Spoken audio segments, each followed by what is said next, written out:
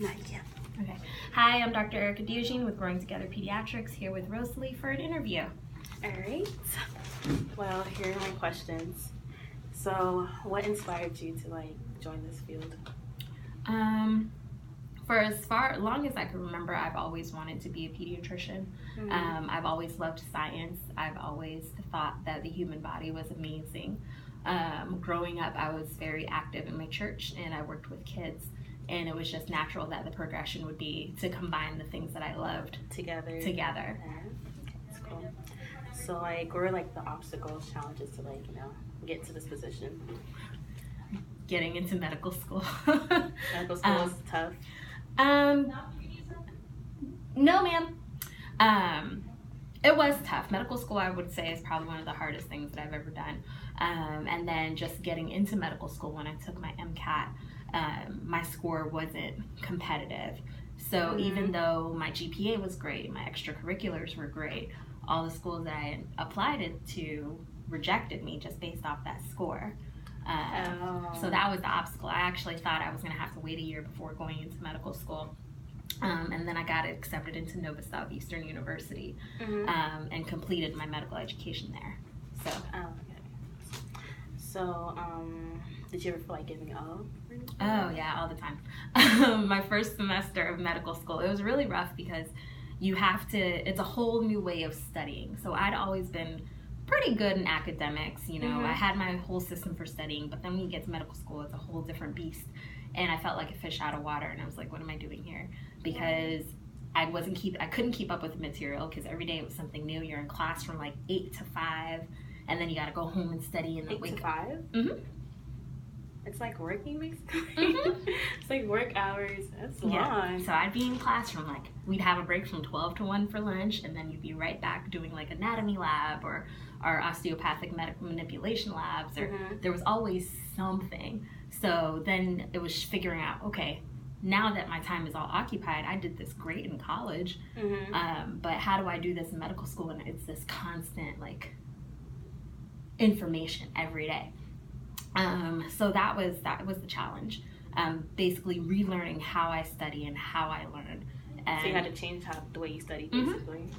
Different from college? Different from college.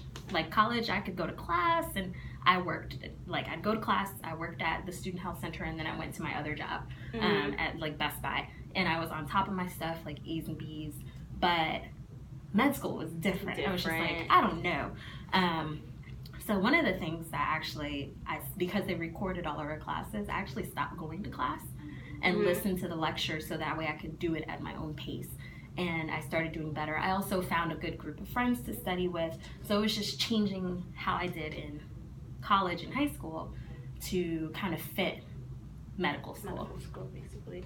Isn't it an average grade you need to have to stay 70. At my school, it was a 70. Okay. But when you're getting 60s in anatomy and physiology, you're oh gosh, I got to do something. So, I started going after on my own to anatomy lab and spending time with the cadavers, and getting a tutor and stop one class, and I was able to turn that that first quarter grade. I was able to turn that around and bring my grades up. Wow, it's a lot. It's a lot. Did you have to take time off work? Basically? Oh, you can't work in medical school. Really? No, how are you gonna work? You're in class from 8 to 5. Where are you gonna go? I mean, how do you make money to Well, your student loans help you live. You live off your loans. Oh, I thought you. So basically in medical school, you get your loans for your school, your education, but then also your cost of living is factored into that because they know you're not gonna be able to work. Okay. I don't know anybody that worked in medical school. I never knew that. I thought you still would have a job. Wow. It's impossible. Is it every day though, 8 to 5, or is the days that you choose to go to school? It was every day. I remember my first year was every day, and then the days when you didn't have anatomy lab or if you didn't have anatomy lab or you didn't have the OMT lab, then you'd be done by 3, and the rest of the day was yours. But on the days when you had labs, it's 8 to 5.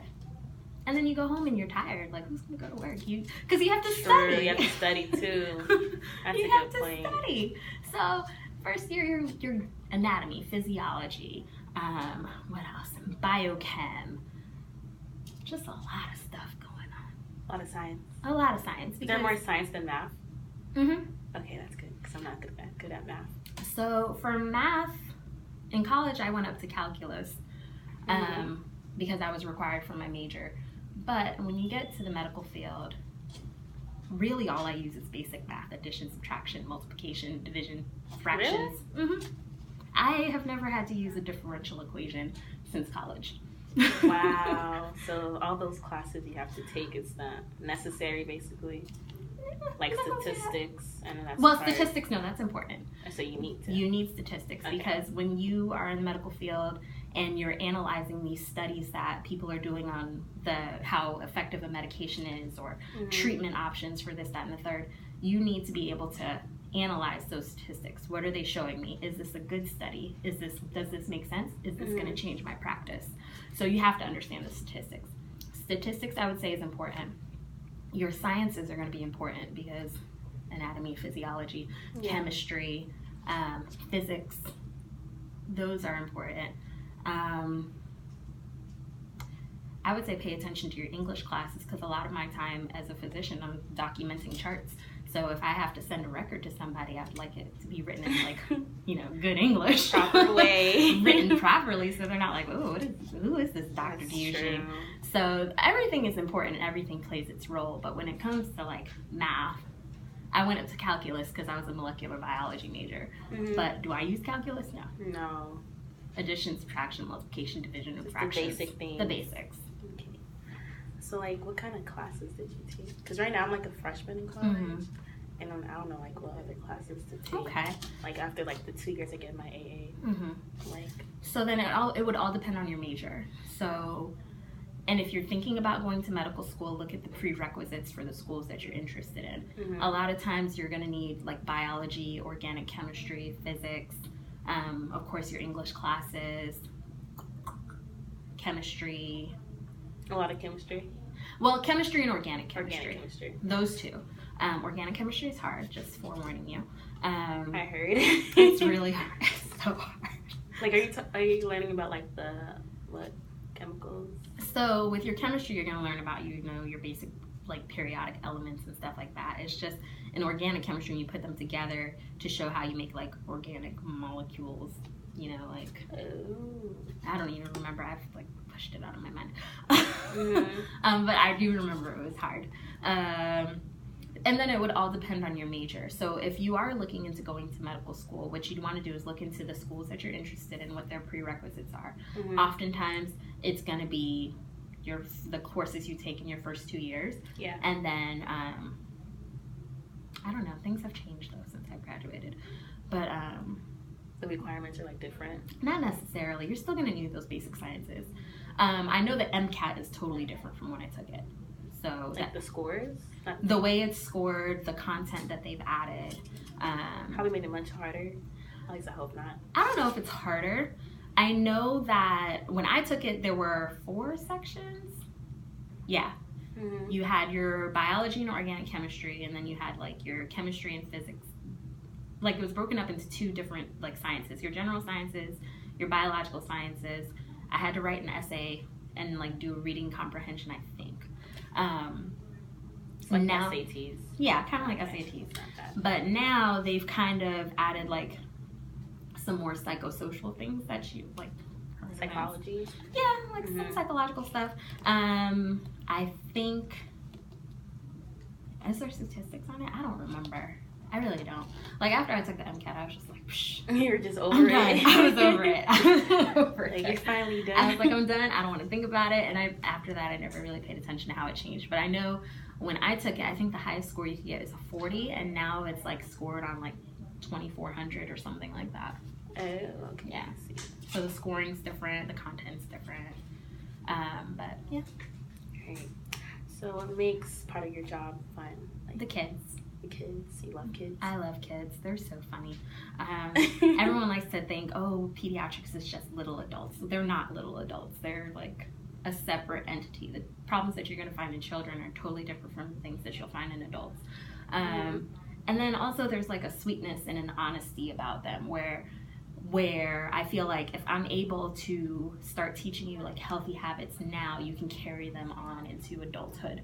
So my goal as a pediatrician is to help you grow into a well-rounded, healthy adult who's not with hypertension and diabetes and all these things that can be prevented. Living a healthy lifestyle. Yeah, and all of it starts in childhood, like learning what are good things to eat, learning about exercise, and then of course you have your common childhood diseases like your asthma and your hand, foot, mouth, and coughs and colds and strep throat and all that. So, but overall, the kids are what make it fun. All right. So, do you work like independent or like with team members? I am part of a group of physicians. So, Dr. Bartfield and AJ McAfee, they own Growing Together Pediatrics, so I'm employed under them. We have our first office over in the Conway area by the airport. There's 4 providers over there, Dr. Barfield, Dr. Antonor, Dr. Rodriguez, and Ms. Peters, who's a nurse practitioner. And then we opened this location in September. And I'm the first physician here. And then as we continue to grow, we can add on like 2 more providers. All right, that's nice. Yep. And then, of course, you know, my nurses are my team members, front desk. So we all work together to make sure that our patients are taken care of. All right. Well, what other questions do I have? What are 2 most interesting memories that you have about, you know, getting to this position? Like along the journey? Along the journey. Interesting memories. This is weird. But anatomy lab, because I remember my first day in anatomy lab, you walk in and there's just all these dead bodies, because that's how you learn anatomy. Those actually dead bodies? Yeah. Like real dead bodies? Yeah. You'd have to dissect them. It's like when real? Yeah. Really? Uh-huh. Like it's mandatory, like you have to? I mean, well, of course. How else are you gonna learn anatomy? But like, what? Yeah, that's just what it is. They don't use animals like frogs or pigs or anything like humans. If I'm going to be taking care of humans, what am I going to learn from a frog? All right, that's true. It's true. Yeah, so I mean, now the science is like advancing where they have like more technology, and I've seen things where they're doing like holographic things and things like that. So in the future, we probably won't be using cadavers. But when I was in med school, when I started in 2013, we had cadavers. Oh my gosh, that's scary. I don't know if I could like be near dead bodies. I didn't think I could either. And it was just normal? It wasn't normal. You walk in a room, there's full of dead bodies. You're like, I'm supposed to cut this? Like, once you get used to it, like. But then you're like, okay. The way I approached it was this. It's like this person donated their body, because people have to donate their bodies, so you don't just steal them. They donate them. And I'm like, this person donated their body so that I can learn and, you know, take that knowledge that I have out there into the world to help others. So it's a very respectful thing. You're not there like slicing and dicing. You're not like ha ha ha. Like no, you're very respectful of the contribution that this person did, because, you know, obviously their family would have been like, I want you buried, but they're like, nah, I'm donating my body so that these future doctors can learn. So I remember that was kind of like a humbling experience. You're like, oh gosh, I'm walking into this, and I was like, I don't know if I could do this. And then you just get right in and you just do it. You just do it, and you're like, and as you're doing it, you're learning. You're just like, oh, this connects to here, and this does this. So seeing it is really amazing. But the interesting thing about anatomy lab is, for some reason, the formaldehyde that they use to like preserve the bodies, it makes you hungry. I don't know. The smell of it makes you hungry. So you'd be in an anatomy lab, like an dissecting. Hour or 2. Oh, like 2 hours. 2 hours. You'd be in there and you'd be like, man, I'm really hungry. I could go for a steak right now. It's just weird. It's totally weird. But I think that was the most memorable experience. It's just, I never thought I'd be touching a dead body. I was creeped out by it. I told my mom, she's like, you're pregnant, and then you just do it. What else? And then I think the other memories that I take from like the experience there, the friends that I made, like our study groups, we made time to go to the gym together. We were like, okay, we're going to go to the gym, and then we're going to go study. And self-care is very important. I've learned that. But just, studying at each other's apartments, baking brownies, or eating fruit. It's either we're eating a pan of brownies or we're eating like fruit. So just the fun times that we had getting through what really was a difficult time in life, but just having that support system with my friends. So that's another happy memory with that. Okay, so they were supporting you. Yeah, y'all were supporting each other. We basically. were supporting each other. We were like the four amigos. All right. Yeah. Cool. So what was the key to your success? What motivated you the most, basically? What does motivate me? My motivation comes from wanting to make a difference, whether it be like small, like, hey kid, you learned about fruits and veggies and now you love fruits and veggies. That makes me happy. Or kid that's just like, I play video games all day, and I kind of inspire them, hey, how about 30 minutes a day you start like going outside and playing. It's those little things that make me happy. Just knowing that in the time that I work as a physician, maybe I've made a small difference and it helped these children be healthy, become healthy, and remain healthy. So that kind of motivates me. What else? I don't know. I feel like I've always kind of, type A personality where you're just like, I'm going to do this and I'm going to be the best. Achiever. Overachiever. So for me, it's just wanting to do some good in the world. You know what I mean? And trying to be the best that I can be at the job that I do. So I never go in to see a patient and think, okay, I'm going to be mediocre. I strive to be the best me that I can be, whether it be professionally, whether it be as a friend, a daughter, a girlfriend. Just how can I be the best me? The best version of myself. Very true. All right. So, I think that's all the questions I got. Okay. Well, thank you. You're welcome. Sorry, drinking coffee on camera.